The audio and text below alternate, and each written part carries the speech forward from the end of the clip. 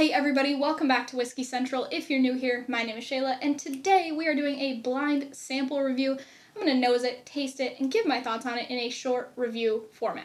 Oh goodness. Okay, round number 2. We are going, I just don't even know. I don't even know. We're just kind of like nervous, guys. Actually, let's go from the back. Oh god. Okay. Alright. What do I do? Like this? Okay. New glass, by the way. That sounds like a lot of whiskey as well, like the last one. Oh dear. Okay. Aged in ore glass. Aged in ore box, I mean. Okay. Bam. This one. This one. Bam. Come on. Come on. Get in there. That's what he said. And she said.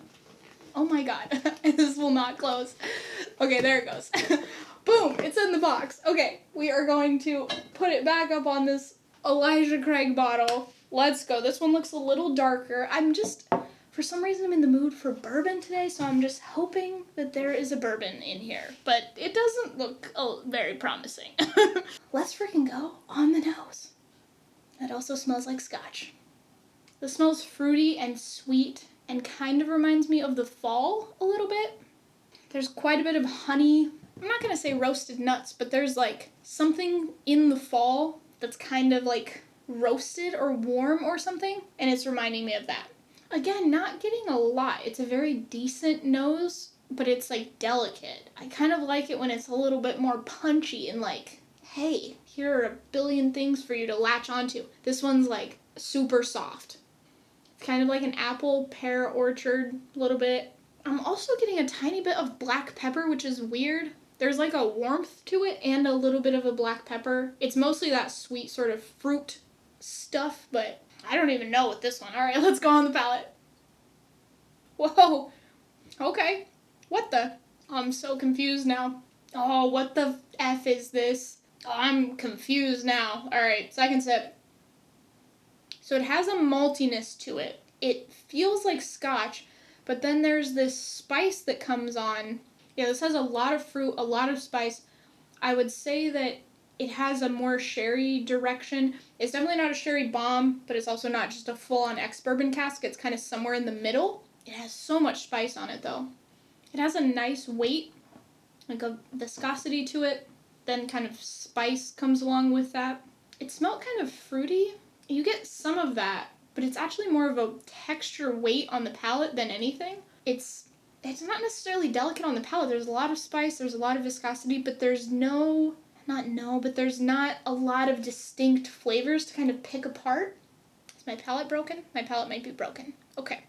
How do I feel about this? It's kind of odd. There's parts of me that kind of like it, and I don't dislike it. It's a solid whiskey, but there's a little bit of like a young, sharp, kind of alcohol note to it, which I don't really like. I want there to be the flavors that I got on the nose, on the palate, and they aren't really there, although the texture and spice are wonderful on the palate. The flavors aren't coming through. So to me, that's not good. We want that to happen, and it's not happening. So what would I pay for this whiskey? Man, I would pay, I don't want to be harsh, but I would pay, somewhere around $40 for this. It's probably way more than that, but I'm just not getting any flavor, dang it. I want the flavor and it's not there. So, yeah, like 40 or 50 bucks or something. It's solid. It doesn't taste bad. I'm going to sound like a freaking idiot, but I'm just telling you what I'm feeling. Okay, guys. With all of that being said, let's get into the reveal. My god, I'm terrified. Okay. These are terrifying. These reviews are terrifying. Okay. Oh my god. What is this? Oh, dang it. Okay. This is basically what I thought about it the first blind. This is Courage and Conviction, 46%. See, and I thought this was, I almost said it, and I should have said it. I was like, is this an American whiskey? Because it kind of tastes like an American whiskey, but it kind of tastes like a scotch, and I'm really confused. I was very confused by this, so it makes more sense now. She knows how to blend, so I don't know what the fuck I'm talking about. Let's just say that right up front.